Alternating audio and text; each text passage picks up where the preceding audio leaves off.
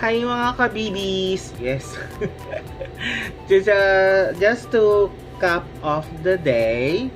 So, nakauwi na kami. So, after kumain sa Salta, which is so lit. Tsaka yung 40% nilang mga limoncello na nakaka-uga. As in, tipsy-tipsy ang mga bibis nyo pa-uwi.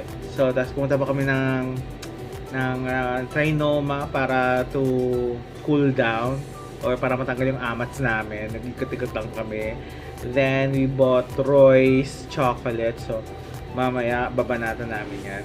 So, tapos pag uwi, we went to Wonders Lab dyan sa park building. Dyan lang yung sa Karangalan. Mani Pedi Food Spa. And then ako nagpagupit and kulot-kulutan na naman ng akla nyo for the next 3 months. And of course, skincare. Yun naman itong mga ano.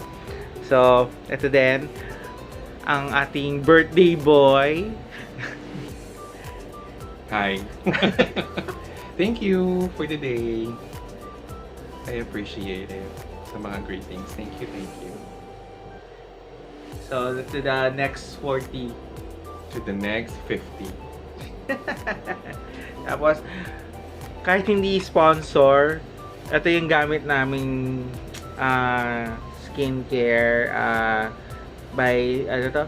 Skintific Niacinamide. This is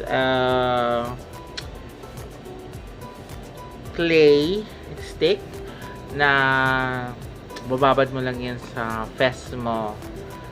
Hopefully, gumanda. Kaya nag-skincare. So, magmukha ka pang bata kahit nasa 40 na. Diba? Tsaka, yun lang naman ang ano eh. To look good, feel good, healthy. Yun lang naman ang wish natin while we are still here in this world. Again, thank you so much. Bukas ulit meron kaming another adventure to this time kasama namin si Shishi, si Kylie. Mag-video din kami and we're gonna post that. So, stay blessed. Bye! Bye. Bye-bye. Mwah!